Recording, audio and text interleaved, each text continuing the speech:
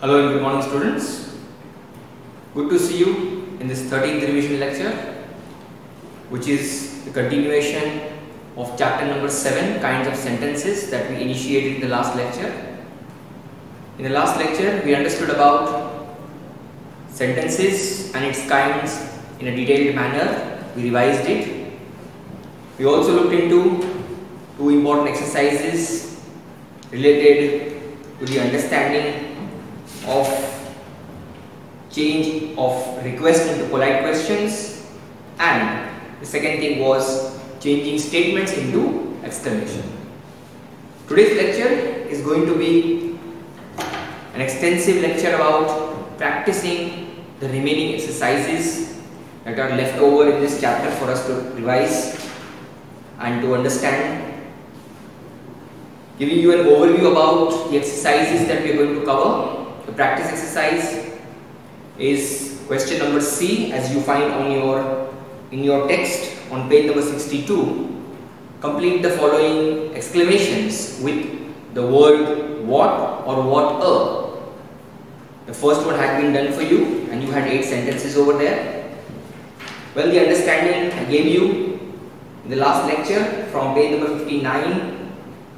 Let us just go through it once more quickly and then put our hands on the practice exercise that I have already put up on the board. What a followed by a singular noun, so we acknowledge ourselves about the use of the word what a in the exclamatory sentence or exclamations, which is used followed by a singular noun. So what a can be placed before a singular noun, or we can say, in other words, used with singular nouns. Apart from that, we learnt the use of the word what, just the use of the single word what in an exclamation or an exclamatory sentence. It is used with abstract noun or with plural nouns that come across in a sentence. So, a similar exercise, exercise C, I have written questions on the board for us to practice. So, without any further delays, without further ado, let us get started. Let us read the sentences and try to solve each of them one at a time with proper understanding. Complete the following exclamations with the word what or the word what a, whatever is required and suitable over there. There are 10 sentences. Let's begin. The first one, dash lovely shoes she is wearing. Now, if you carefully read the sentence, you will find out the word lovely and then followed by that you have the word shoes over here, which is indicating or telling us a plural noun, a plural entity. Well, so we can very well insert the word what over here, what lovely shoes she is wearing. So let's write it down and make the sentence correct. So what lovely shoes she is wearing would be the correct choice to be made over here rather than using what a, because we have a plural noun over here and not a singular noun. The next one, to, begins with the word lovely, but the following word, if you see over here, weather, which is an abstract noun. Well, so lovely weather, weather being described by the adjective lovely, so we will have to write not what this time, but we will have to write what a lovely weather. It is a singular entity over here and not a plural thing. Although weather is an abstract thing, you can say, we can see weather, we can feel weather, but it is a singular entity and not a plural one. Therefore, we will be writing what a lovely weather it is and not simply what and completing the sentence. Quickly moving to the next one, dash terrible accident it was. Well, the accident being described with the adjective terrible, but we are concerned about the noun over here, which is accident, and it is an singular noun. It is a singular noun. So we will be writing what a terrible accident it was, and we will not be inserting the word what over here. Let's write it out. What a terrible accident it was. The next one, number 4, dash wonderful people they were. Wonderful is describing people, while people is a plural entity, a plural noun. So accordingly, we'll have to write over here what and not what a. Let's insert the word what wonderful people they are. In case the word was person or a singular entity over here, then we would have inserted what a wonderful person he is. What a wonderful girl she is. Then rightfully we would have used what a instead of what. The next one, number 5. Dash adorable dog she has. Talking about the dog. The adorable dog. Okay, so dog becomes the singular entity, a singular noun. Therefore, we are writing over here what a adorable dog. Well, let me correct you over here. We have the word adorable which begins with the letter A or the vowel sound A. Therefore, we will have to change that singular article A into an, which is the necessary change over here. What an adorable dog she has. Well, although we are supposed to write what a, but due to the vowel sound of this adjective describing the dog, we will have to now modify it to an. What an adorable dog she has. 6th one. Dash surprise you gave me. Well, surprise, abstract noun, isn't it? What surprise you gave me, but it is referring to a singular entity over here. We are not writing what surprises you gave me, else you would have written surprises if the word was surprises as a plural over here. Therefore, we will be now writing what a surprise you gave me. Number 7. Dash stupid things you say. Well, have a look. Stupid things. Things refers to a plural noun over here used in this sentence. So we will be writing accordingly. The right one is what and not what a. If it was thing over here, then you would have written what a stupid thing you say. Then it was okay. Number 8. Dash silly man he is. Silly man. Silly is the describing word for man, but man is a singular noun. Hence, we will be applying what a silly man he is. Have a look at the next sentence. Dash great cars you have. Cars being a plural noun will require the word what in order to complete the sentence. What great cars you have, and not what a great cars.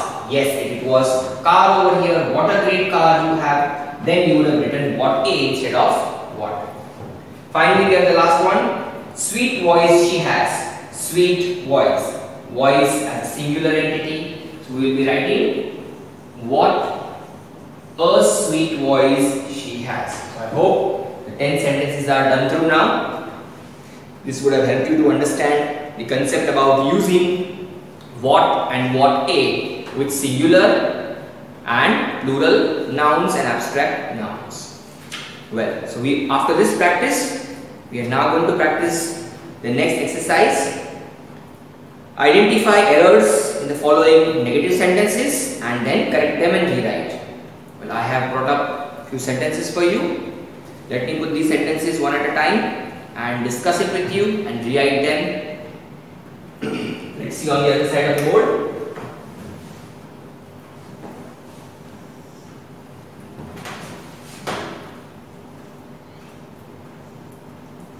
Practice exercise instructing us to identify the errors in the following negative sentences and correct them.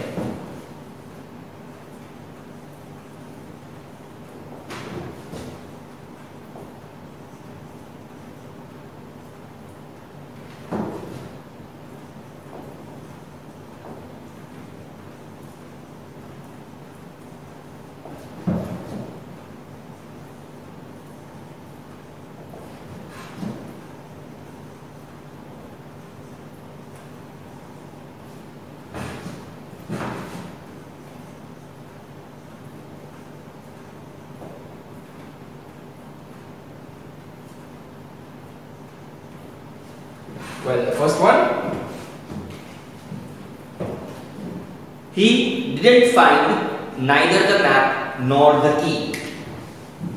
Well then, as soon as I write this, things will start getting awkward in your logical thinking. You will find these sentences very awkward and weird because they contain mistakes inside them. He didn't find neither the map nor the key.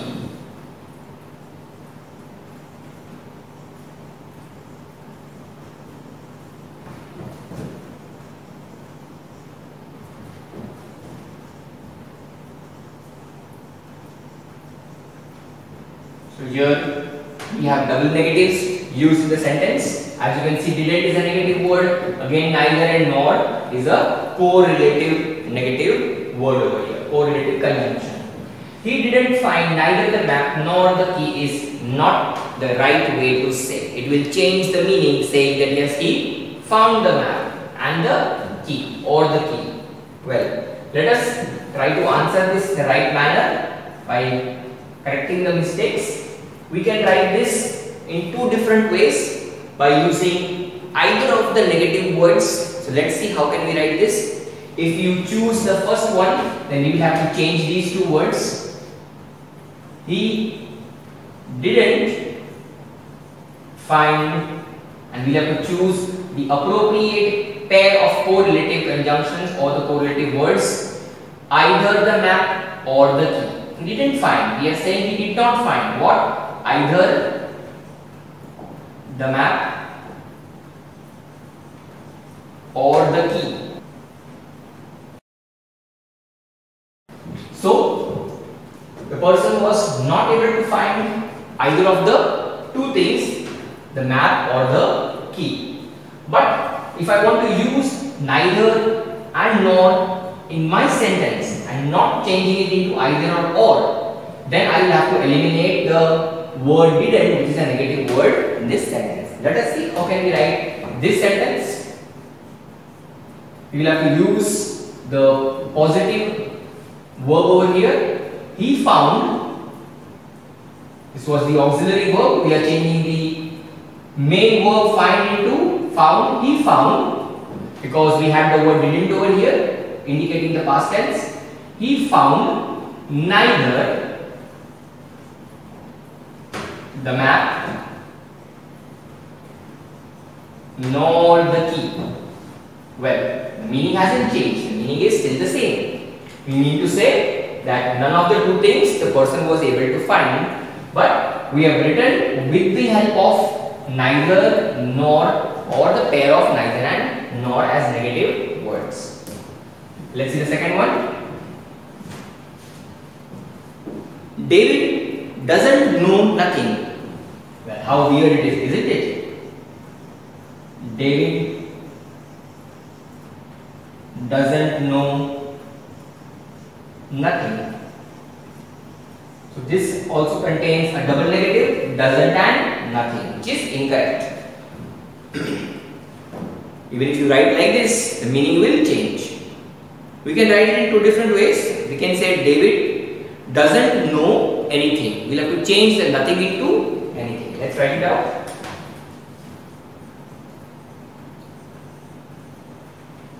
David doesn't know the action being word verb, and then we will be writing anything instead of nothing to make our meaning correct. Likewise, if I want to use the word nothing in my statement, in my sentence, and then write the negative or keep the meaning, then I will have to change the doesn't know over here into know with necessary changes. Let's see this sentence too, where I am using the verb in the positive form. David knows, well, we said David doesn't know in the first one, so we were using a negative verb over here, does not know. Instead we are using David knows. We are using an affirmative verb over here, trying to say the statement in the affirmative form first. David knows, remember you have to apply the letter S over here. David knows nothing. In this manner, we will be able to use the word nothing in our sentence in the statement over here where both these things mean the same as a part of correction. Next one, number 3. I don't have neither the will nor the patience. Well, acknowledge the sentence first. I don't have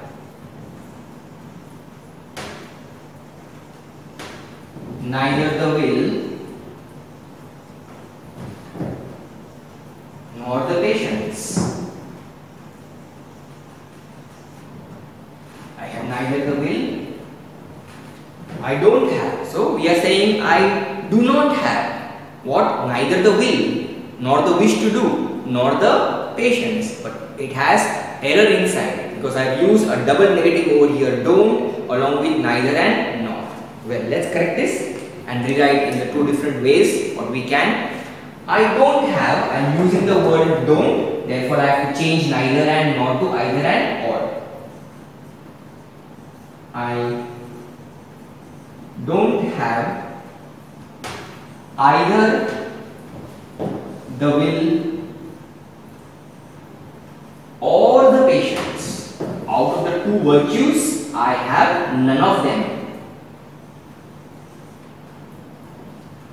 So, in this manner we can correct the sentence and rewrite it properly.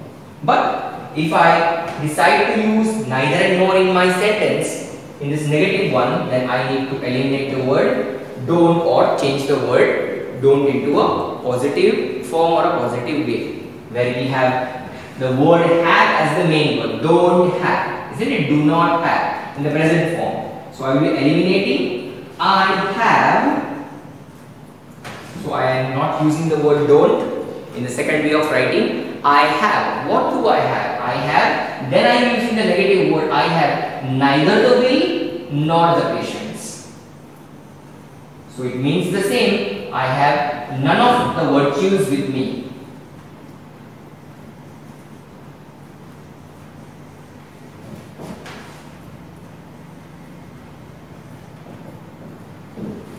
Well, I hope you are getting through with this, because practice is a very important thing.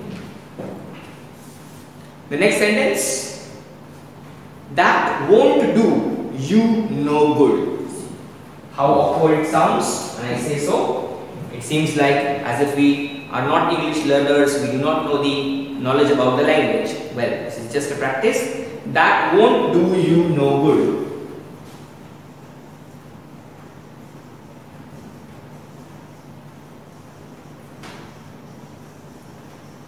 This is a sentence with mistakes inside it. It has double negatives, which is changing the meaning. That won't. So we are writing over here. That won't do you. Again we are using the word no. No good, which is a negative word. We are going to put it into its positive form. That won't do you any good. So I am leaving won't as it is in the first sentence, where won't is the negative word. That won't do you, instead of no we have to write any. Only then the sentence becomes properly structured. So that won't do you any good would be the right one to say and write. The next one, or the second way of writing, where we will not be using the word won't as the negative word, we will be changing into its positive form. That will, because won't is made up of will plus not. Will plus not makes won't. So here we are going to change into will and eliminate the word not out of it. So we are left over with the word will. That will do you, and then you will write no good. So you see how we have utilized the words won't in the first sentence, changing into any, the no, and used will, or changing the won't into will, and then using no, which was already given to us in the question part. Well, let's get along with the next sentence.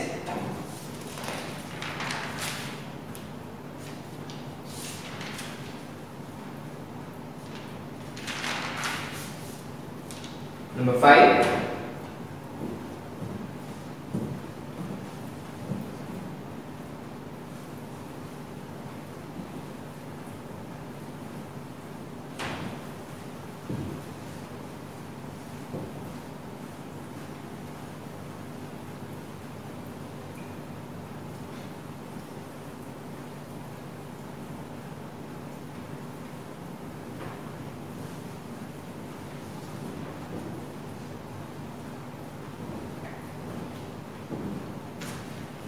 I didn't steal nothing.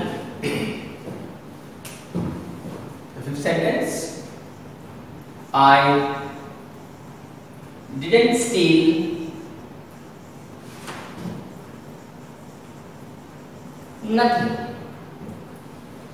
Well, is this right? No, this isn't right. We are not trying to say, or if I say this sentence, I didn't steal nothing, it means that I stole something. Well, I haven't stolen anything.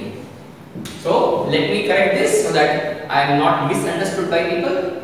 I didn't steal, and then I have to use instead of nothing, anything, to make my meaning plain, to make my meaning clear. But I am using a single negative over here and avoiding this negative and changing into another word. I didn't steal anything, while keeping the didn't as it is. But yes, if I choose to keep the word nothing in its place and not changing it, then I'll have to make change over here. By first saying or using an affirmative form by saying I did steal or I stole, isn't it? Just like we used over here, he found. So I stole, didn't steal, where we had the word did. Similarly, we had over here didn't find. Find was the main verb. We changed it into found.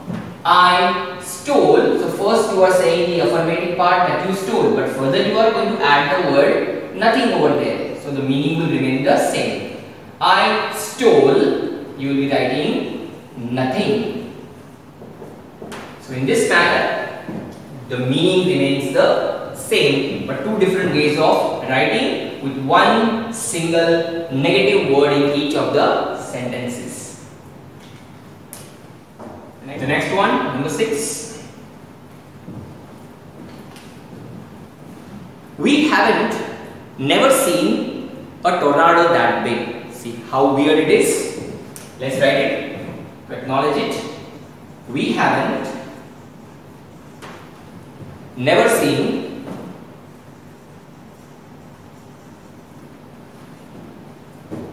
a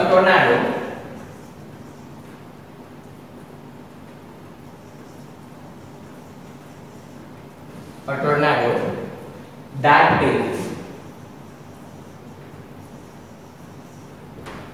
Well, let us write the answer to this. Here we are saying we haven't never seen. So haven't and never are two negative words or double negatives used in this sentence, which actually changes the meaning and does not allow us to convey the message what we want to say, that we have not seen a tornado in our life so big. So let's write it down. There are two different ways we can. We haven't. I will be eliminating the word never and directly writing the verb after it's seen. We haven't seen a tornado that big. So in this manner, we can convey the negative idea vested inside the sentence using one negative word and not a double negative. Similarly, if I choose to use the word never and eliminate the word haven't, and let's see how we can do this. We have, so I am changing haven't by eliminating the word not, the negativity inside it, and just using the word have to show the affirmativeness or the positiveness over here. We have seen. So we are first saying that we have seen. We have never seen. Then using the negative word over here. We have. But then writing never seen a tornado We have never seen a tornado that big.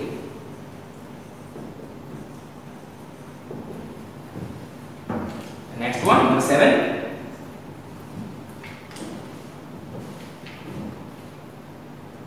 I don't have nobody to mow my lawn. Well, how stupid the sentence sounds. I don't have, and then writing nobody to mow my lawn.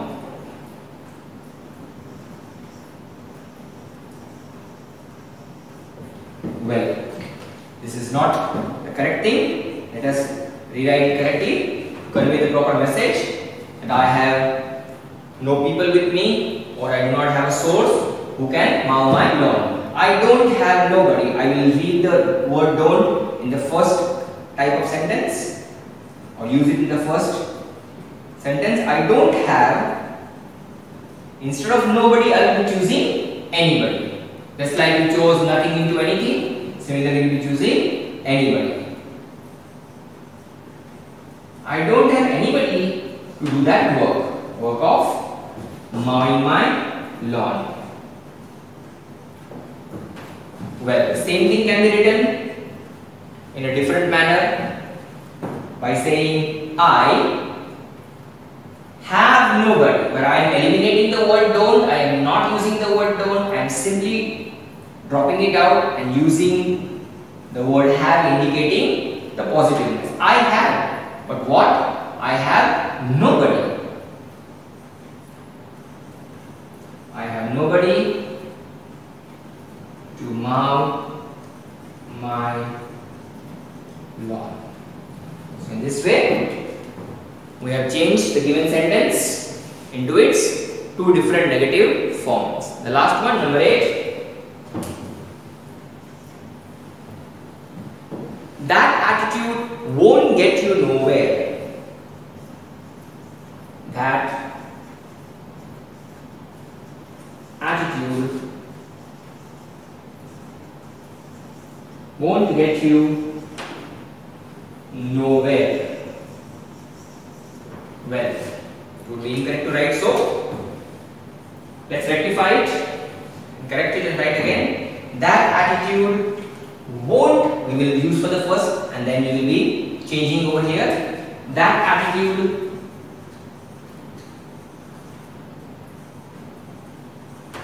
won't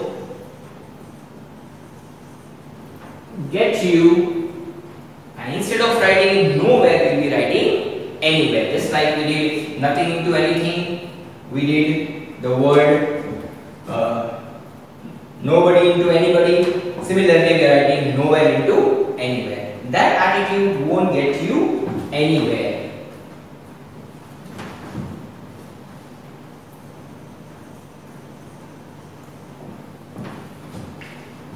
Well, second way of writing the same thing, where we want to use the word nowhere and change the word won't. As I just taught you a short while ago, won't has, or won't is created with the word will plus not. So we will be eliminating the not and using the word or the auxiliary verb will. That attitude will get you nowhere. So in this way, we have changed the incorrect negative sentence into two different sentences using one negative at a time. Let us now proceed with the next exercise that we need to know. We need to learn and practice. That is about rewrite these questions correcting the mistakes. Well, you have a similar exercise in your text in the fun corner on page number 65. You can refer to that.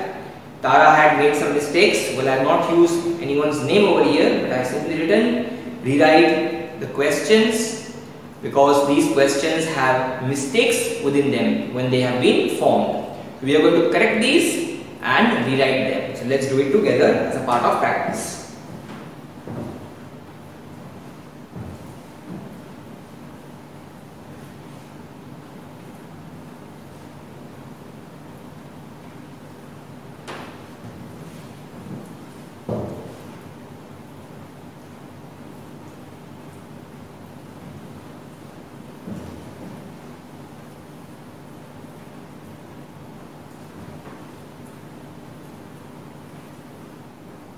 rewrite these questions, correcting the mistake. Let's write it out.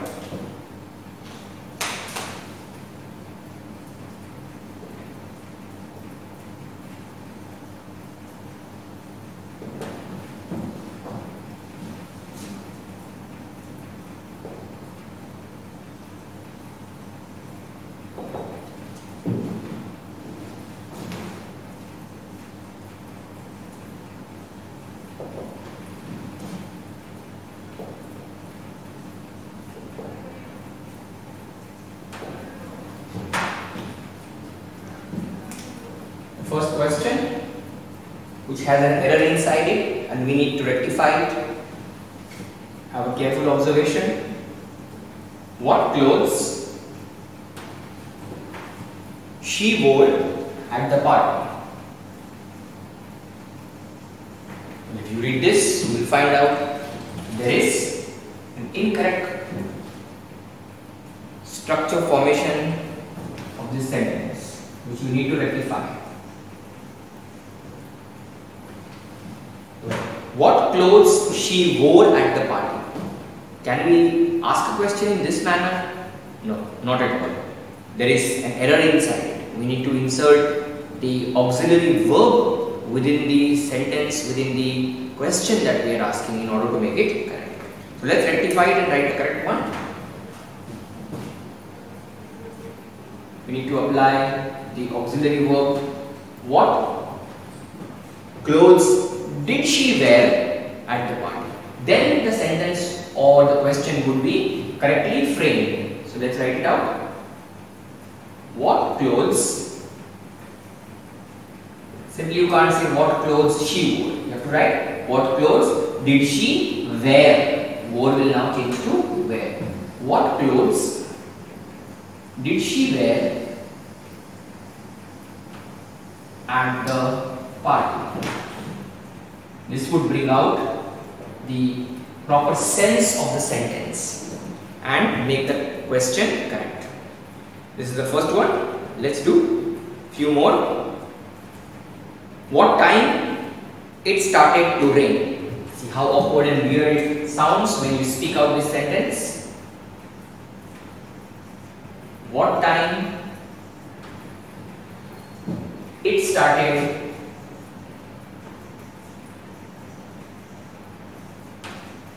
to rain? Well, we don't speak in this manner, do we? Not really. What time it started to rain is an incorrect way of asking a question. The formation of the sentence is not correct. Let's rectify it and write the right one, inserting the necessary words. What time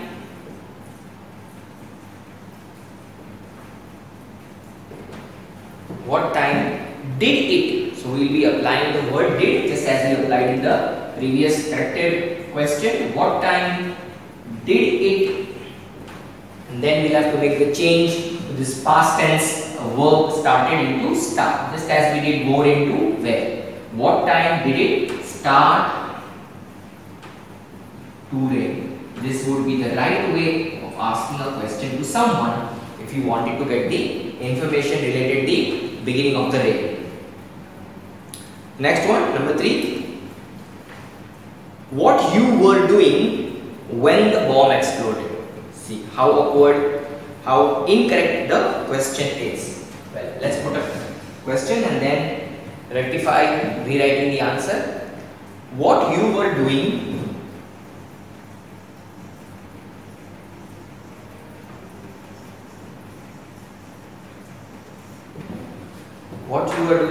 when the bomb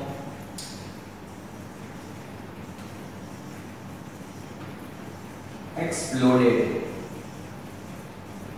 And the question. Well, write the answer. We'll be writing what were you doing. Here we are going to make a change in these two words.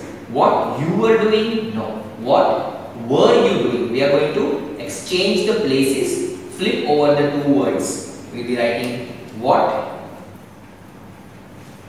were you doing, because we are asking a question, we are not stating something over, we are not declaring something. So So the necessary changes is within the sentence itself. What were you doing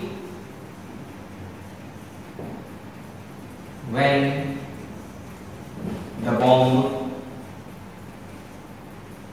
exploded? Finally, the question mark required. The next one, number 4. Was it snowed when you woke up? See, the moment I read this question, it alerts my mind that it has a lot of error inside it. I'm writing or I'm trying to ask a question in this way. Was it snowed? And the purpose of asking is that if it was snowing when the person or when somebody woke up. Well, but this is not the way you ask this question. Was it snowed when you woke up?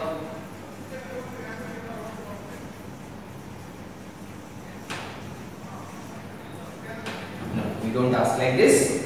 We need to make the sentence correct. In order to ask this question, we will have to begin with a yes-no question. That is, did it snow when you woke up? So we will be beginning our question with the word did, applying the word did over there, because we are asking a yes-no question.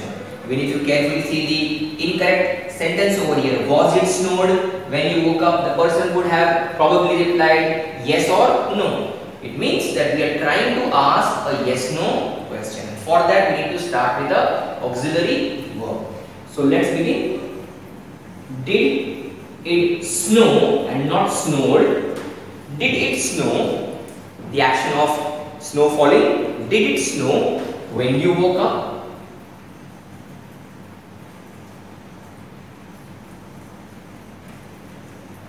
And the question mark as required. Well, next one, number 5. When begins the race? See, yet another improper question to ask. Well, we are just practicing, we are revising, so it's quite natural.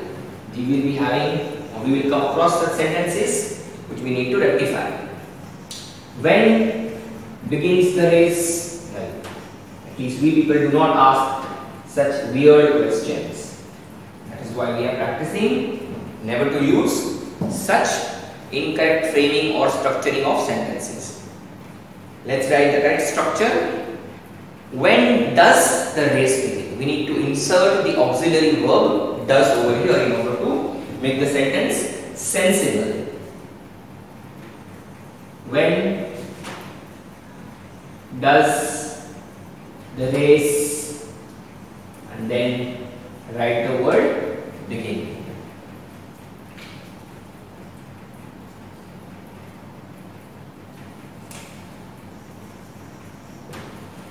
When does the race begin?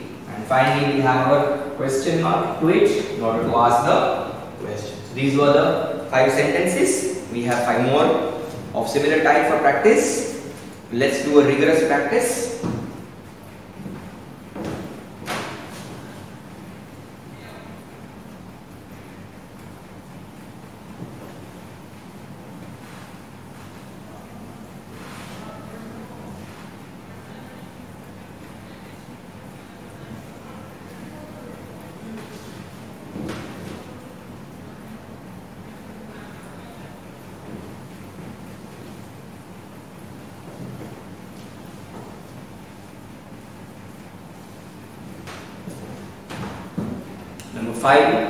Number 6. Do you have got a brother? Do you have, and then saying got a brother? Absolutely incorrect. Ask someone like this whether you have a brother or not. Well, we will be simply starting with the auxiliary verb has or have or whatever is required, because it is a yes no question and we have the word have over here. Therefore, definitely we will be starting with the word have. Do you have got a brother? Well, that is not how you ask this question, the yes no question. Perhaps we will be asking in this manner. Have you? The word do is not required over here. have you got a brother? Isn't it? But you don't say, do you have got a brother? Have you got a brother? In this manner you ask the question. Seventh one, how long the storm will last? You want to know the duration or how much time the storm is going to carry. But the way question has been framed is incorrect. How long the storm will last?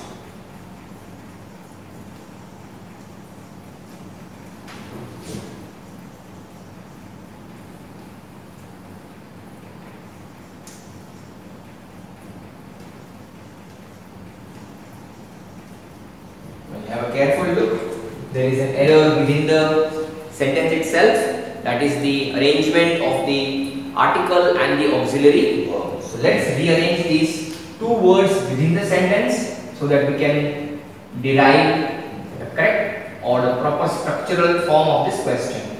How long? We don't say the storm will the storm. So we'll have to use the word will first and then use the article the after the word. Will the, how long will the storm last? So in this way we have correctly asked the question to someone you want to ask and inquire. Next one, number 8. How long your spring vacation is? Well, a similar error that we just saw in sentence number 7. How long your spring vacation is?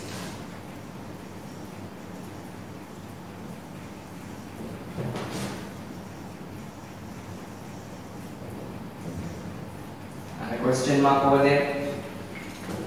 The sentence contains error inside it. How long your spring vacation is, where the word is, the auxiliary verb is in the wrong place. We'll have to bring it in the right position. How long, I'm beginning with the auxiliary verb, is your spring vacation would make the sentence correct. How long, bringing the auxiliary verb first over here, is your, and then writing the word spring vacation would be the correct and the appropriate way to ask this question to someone. The next one, number 9. In which city your aunt lives? Well, once again we have an insensible way of asking a question. We need to rectify. In which city your aunt lives?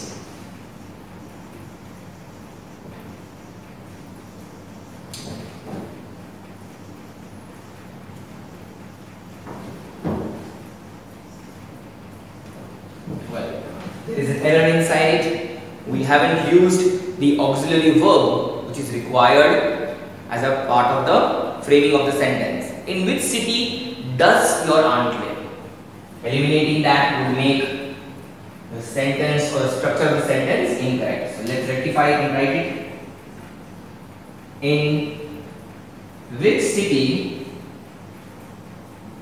it is important to write the word does over here, does your aunt live, and not simply saying your aunt lives. In which city does your aunt, and then write the word live instead of the word lives over there.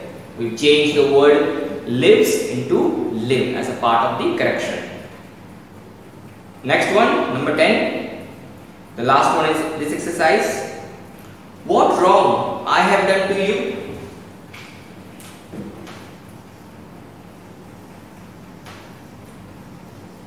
What wrong I have done to you? Well, do you ever ask a question like this to someone? Well, it is incorrect to ask in this manner. There is a mistake inside it because we are saying what wrong I have done to you. No, I have will not be a way of asking a question. You will have to use the word inverted or flipped manner or changing its positions by saying what wrong have I done to you. You are asking a question, you are not declaring something. Therefore, we will be writing in this manner. What wrong have I done to you, and not I have done to you. Well, so in this manner, we have corrected 10 different questions that had errors within them and have written them in the right structural form, making sensible questions, sensible sentences. Well, we have one last exercise to practice, which is perhaps not a part of your text, but I feel it is important for you to practice. But it is, yes, definitely connected to our learning, that is the kinds of sentences. Earlier we learned in one of the exercises to change a statement into an exclamation, isn't it? So in this last and final exercise, we are going to learn how to change a sentence that is a declarative sentence into an interrogative sentence, that is a question asking sentence. So let's get along with this exercise, a short exercise, before we come to the closure of this lecture. Let's get started.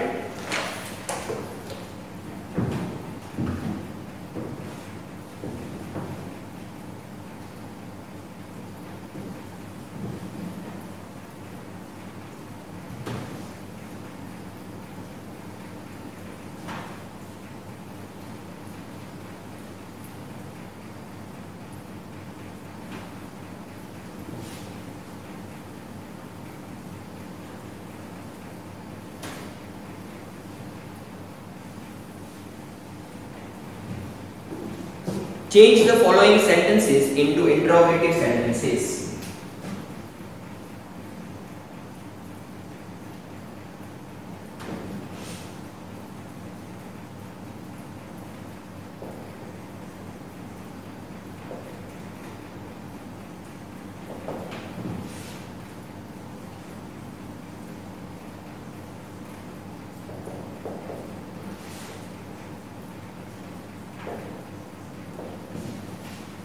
First one, have a careful look. Bangla is the official language of West Bengal and Tripura. A statement. Bangla is the official language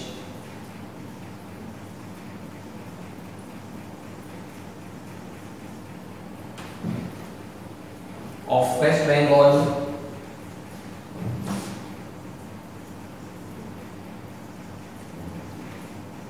and Tripura. This is a statement, a declarative type of sentence giving us the information about the language or the official language of a place, West Bengal and Tripura. Well, we can change this into a question with an instruction WH question. So we will try to frame a WH question out of the given sentence, that is a declarative one. For WH question, we will have to ask a question with one of the WH question word, and that is what. What is the official language of West Bengal and Tripura? In this manner, we will be able to frame an interrogative sentence out of the given sentence to us. Bangla is the official language of West Bengal and Tripura. WH question. What is the official language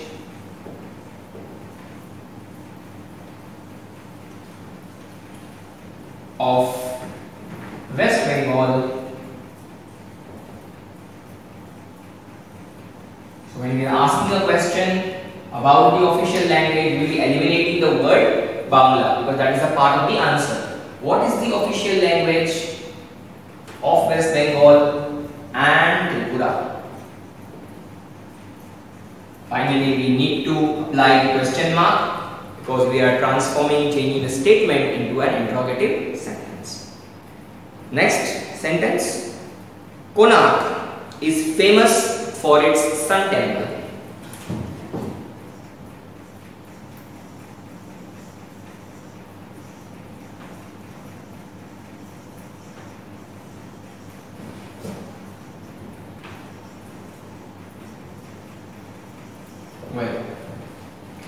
get another declarative sentence which we will be changing into a WH question, putting up the instruction. WH question over here. And let us try to write this out in the WH question format. Konark is famous for its sun temple. So Konark is a place famous for a temple known as Sun Temple. To turn it out into a WH question, again we have to ask the question beginning with the question word what. What is Konark famous for? So if you take into consideration the word Sun Temple and try to answer or create a WH question using the information about Sun Temple, then we will be able to frame the question with the word what. What is Konark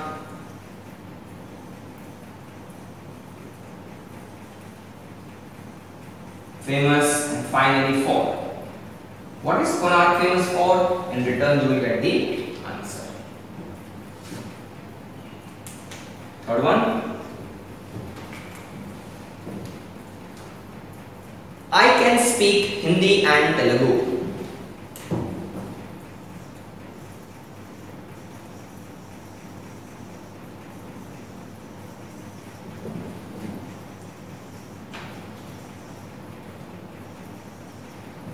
I can speak Hindi and Telugu. Well, instruction is yes, no, question. So this time we will have to frame a question not with a WH1 but a kind of yes, no question. Well, for yes, no question we should keep in mind that we must begin with an auxiliary verb. It could be do, does, did, can, could, are, is, was, has, have, any of these auxiliary verbs. Well, for this we need to analyze the sentence once again. I can. You can see the word can. So we already have the auxiliary verb within the sentence. So we can make use of this word and begin our question framing. Let's use the word can.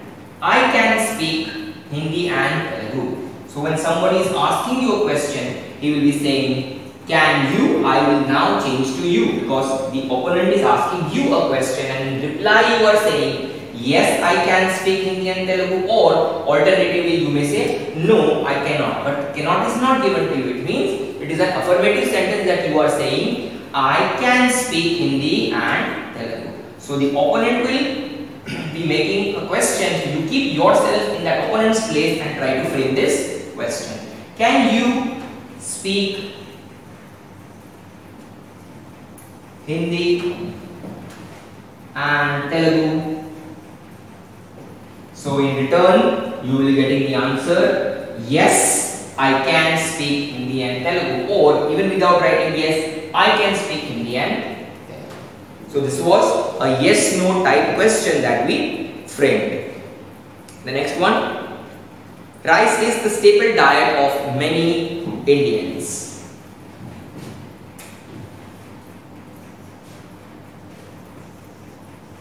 Rice is the staple diet of many Indians.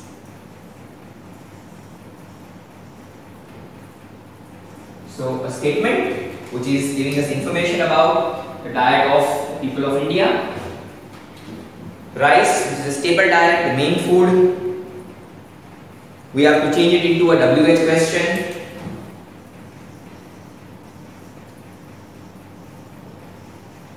WH question. So let's see how I'm going to do this. Again we are asking related to the food habit of the many of the people of India. So rice is that one food that people eat, which will be a part of the answer. So we are now going to frame a question to ask and try to get the information about that diet. So what is the staple diet of many Indians? If you ask a question like this, in reply you will be getting rice as the answer. What is the staple diet of many Indians? Let's write the answer. What is the staple diet of many Indians? So in this way, we have framed a question out of the given sentence. These were a few sentences with which we practiced how to change a sentence that is an assertive or declarative sentence into an interrogative one. I hope all these practice exercises may have helped you to revise the chapter well. This was all about the lecture and the chapter. See you soon in the next lecture. Till then, have a nice day. Goodbye. See you soon and take care.